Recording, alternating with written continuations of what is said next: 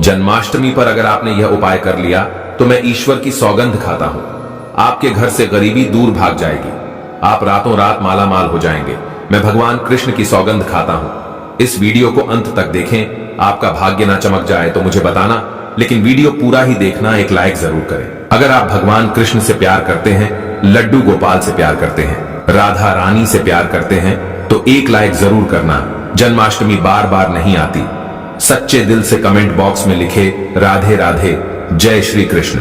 दोस्तों, पंचांग के अनुसार इस साल भाद्रपद माह के कृष्ण पक्ष की अष्टमी तिथि की शुरुआत 26 अगस्त की रात 3:39 पर होगी।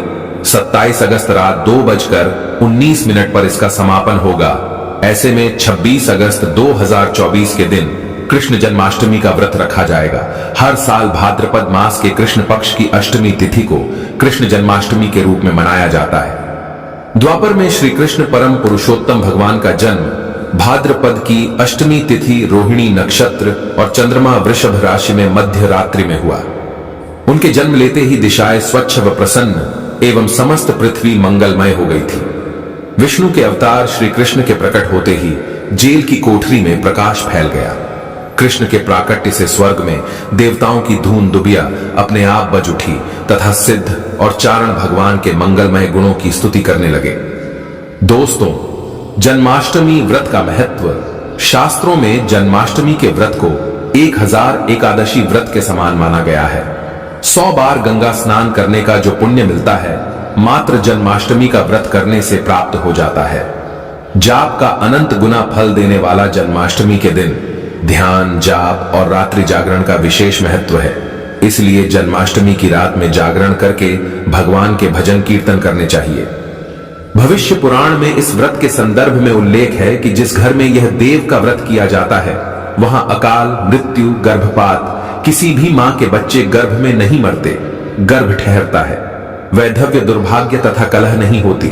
जो एक बार भी इस व्रत को करता है, उसे श्री कृष्ण का आशीर्वाद प्राप्त होता है। वो प्राणी संसार के सभी सुखों को भोगकर विष्णु लोक में निवास करता है। जन्माष्टमी पूजन विधि। हिंदू धर्म में भगवान श्री कृष्ण की पूजा सभी संकटों से निकालकर सुख, समृद्धि और सौभाग्य का वरदान देने वाली मानी गई है।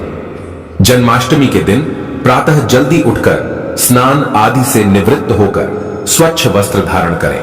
इसके बाद पूर्व या उत्तर की ओर मुख्य करके व्रत का संकल्प लें। अगर नॉर्थ ईस्ट में भगवान कृष्ण को लगाया जाए तो आप अपने जीवन में धर्म युद्ध में खड़े हैं, कर्म क्षेत्र में खड़े हैं, तो वहां आपकी जीत सुनिश्चित है और आपकी जितनी भी परेशानियां हैं उन्हें कान्हा दूर कर देते हैं। माता देवकी और भगवान श्री कृष्ण की मूर्ति या चित्र पालने में स्थापित करें। पूजन में देवकी वासुदेव, बलदेव, नंद, यशोदा आदि देवताओं के नाम जपें।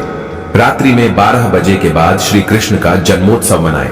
दोस्तों, जन्माष्टमी पर कान्हा को पीले चंदन या फिर केसर का तिलक जरूर लगाएं। साथ ही साथ उन्हें मोर का मुकुट और बांसुरी जरूर अर्पित करें। लड्डू गोपाल को पंचामृत से अभिषेक कराकर भगवान को नए वस्त्र अर्पित करें एवं झूला झुलाएं। तुलसी डालकर माखन, मिश्री व धनिये की पंजीरी का भोग लगाएं। तत्पश्चात आरती करके प्रसाद को वितरित करें। दोस्तों, कृष्ण जन्माष्टमी कब है? पंचांग के अनुसार इस साल भाद्रपद माह के कृष्ण पक्ष की अष्टमी तिथि की शुरुआत 26 अगस्त की रात 3:39 पर होगी। 27 अगस्त रात 2:19 पर इसका समापन होगा। ऐसे में 26 अगस्त 2024 के दिन कृष्ण जन्माष्टमी का व्रत रखा जाएगा। कृष्ण जन्माष्टमी की पूजा मध्य रात्रि की जाती है, इसलिए इस साल भगवान श्री कृष्ण का जन्मोत्सव 26 अगस्त 2024 सोमवार को मनाया जाएगा। दोस्तों, चलिए जानते हैं जन्माष्टमी पर श्री कृष्ण की जन्म कथा। दोस्तों, जन्माष्टमी की यह कथा चुपके से भी सुनने से समस्त तकलीफें, बीमारियां सब समाप्त हो जाती हैं। पितृदोष, मंगल दोष, काल सर्प दोष, शनि दोष तुरंत ठीक हो जाते हैं। आइए सुनते हैं जन्माष्टमी की कथा। दोस्तों, पौराणिक कथाओं के अनुसार भाद्रपद माह कृष्ण पक्ष की अष्टमी तिथि को भगवान कृष्ण ने माता देवकी की 8वीं संतान के रूप में जन्म लिया था। कृष्ण जी का जन्म मथुरा में कंस के कारागार में हुआ था। माता देवकी राजा कंस की बहन थी। कंस को सत्ता का लालच था। उसने अपने पिता राजा उग्रसेन की राजगद्दी छीनकर उन्हें जेल में बंद कर दिया था। और स्वयं को मथुरा का राजा घोषित कर दिया था। राजा कंस अपनी बहन देवकी से बहुत प्रेम करते थे। उन्होंने अपनी बहन का विवाह वासुदेव से कराया था, लेकिन जब वह मां देवकी को विदा कर रहा था तभी एक आकाशवाणी हुई कि देवकी का 8वां पुत्र कंस की मौत का कारण बनेगा। यह सुनकर कंस डर गया। उसने तुरंत अपनी बहन और उनके पति वासुदेव को जेल में बंद कर दिया। उनके आसपास सैनिकों की खड़ी पहरेदारी लगा दी। कंस अपनी मौत के डर से देवकी और वासुदेव के साथ संतानों को मार चुका था। कृष्ण जी का जन्म इसके बाद भाद्रपद महाकृष्ण पक्ष की अष्टमी तिथि को रोहिणी नक्षत्र अंधेरी रात में भगवान कृष्ण ने देवकी की 8वीं संतान के रूप में जन्म लिया। श्री कृष्ण के जन्म लेते ही कोठरी प्रकाशमय हो गई। आकाशवाणी हुई कि विष्णु जी ने कृष्ण जी के अवतार में देवकी के कोख में जन्म लिया है। उन्हें गोकुल में बाबा नंद के पास छोड़ आए और उनके घर एक कन्या जन्मी है। उसे मथुरा लाकर कंस को सौंप दे। कान्हा चले गोकुल धाम। आकाशवाणी सुनते ही वासुदेव के हाथों की हथकड़ी खुल गई। सभी पहरेदार सोने लगे। कान्हा को एक टोकरी में बाल गोपाल को रखकर सिर पर रख लिया और गोकुल की ओर चल पड़े। कान्हा को गोकुल धाम ले जाने में वासुदेव को कई मुसीबतों का सामना करना पड़ा। यमुना नदी कृष्ण जी के चरणों को स्पर्श करने के लिए उफान पर आ गई, लेकिन चरण स्पर्श के बाद वो फिर से शांत पड़ गई। वो कान्हा को बाबा नंद के पास छोड़ आए और गोकुल से कन्या को लेकर वापस लौट आए। जेल अपने आप बंद हो गया और उनके हाथों में हथकड़ियां लग गई। कन्या के रोने की आवाज सुनते ही सभी पहरेदार उठ गए। कंस बंदी गृह आया। वो कन्या को देवकी और वासुदेव की 8वीं कन्या समझ उसे मारने चला, लेकिन वो आकाश में उड़ गई और फिर से आकाशवाणी हुई कि कंस को मारने वाला अब इस दुनिया में पैदा हो चुका है। बाबा नंद और उनकी पत्नी मां यशोदा ने कृष्ण जी का पालन पोषण किया। राजा कंस ने कृष्ण जी का पता लगाकर उन्हें मारने की खूब कोशिश की, लेकिन कंस की सारी कोशिशों विफल हुई और कृष्ण जी को कोई मार नहीं सका। अंत में श्री कृष्ण ने कंस का वध किया। राजा उग्रसेन को फिर मथुरा की राजगद्दी सौंप दी। इस तरह से जन्माष्टमी की व्रत कथा पूरी हुई।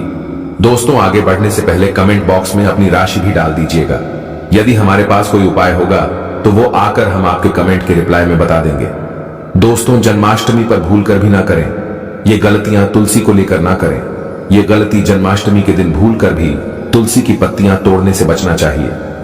दरअसल शास्त्रों में कहा गया है कि कृष्ण भगवान विष्णु के अवतार हैं और उन्हें तुलसी अति प्रिय है। ऐसे में इस दिन तुलसी की पत्तियां नहीं तोड़नी चाहिए। जन्माष्टमी से पहले आप तुलसी तोड़कर रख लें। बिना तुलसी के जन्माष्टमी का पर्व अधूरा है। भगवान कृष्ण किसी भी ऐसे भोग को स्वीकार नहीं करते जिसमें तुलसी पत्र ना पड़ा हो। ऐसा भोग पाप के समान होता है, जहरीला माना जाता है। चावल खाना, ये बात तो सभी जानते हैं कि एकादशी के दिन चावल नहीं खाने चाहिए, लेकिन बहुत ही कम लोग जानते हैं कि जन्माष्टमी के दिन भी चावल को खाना वर्जित होता है। चाहे आप व्रत रखें या ना रखें, लेकिन जन्माष्टमी के दिन चावल खाना शुभ नहीं माना जाता। तामसिक भोजन जन्माष्टमी के दिन तामसिक भोजन वर्जित माना जाता है। ऐसे में इस दिन मांस, मदिरा, प्याज और लहसुन नहीं खाना चाहिए। इस दिन गलती से भी लहसुन प्याज का खाना कभी मत बनाना, क्योंकि राहु केतु के कारण ही लहसुन प्याज की उत्पत्ति हुई है और भगवान विष्णु और राहु केतु के बीच में भीषण शत्रुता होती है। अनादर करना। भगवान कृष्ण के लिए सभी भक्त एक समान होते हैं। ऐसे में इस दिन किसी भी व्यक्ति का अनादर करने से बचना चाहिए। एक बार भगवान कृष्ण के भक्त ने एक व्यक्ति का अपमान कर दिया था। उसी क्षण भगवान कृष्ण ने अपने भक्त को श्राप दिया था, इसीलिए किसी का भी अपमान ना करें। गाय को सताना, गाय भगवान कृष्ण को बहुत ही प्रिय है, क्योंकि कृष्ण अवतार में उनका पालन पोषण एक ग्वाले के घर में हुआ था। ऐसे में जन्माष्टमी के दिन किसी भी गाय और बछड़े को भूलकर भी नहीं सताना चाहिए। भगवान कृष्ण गाय को सबसे प्रिय मानते हैं।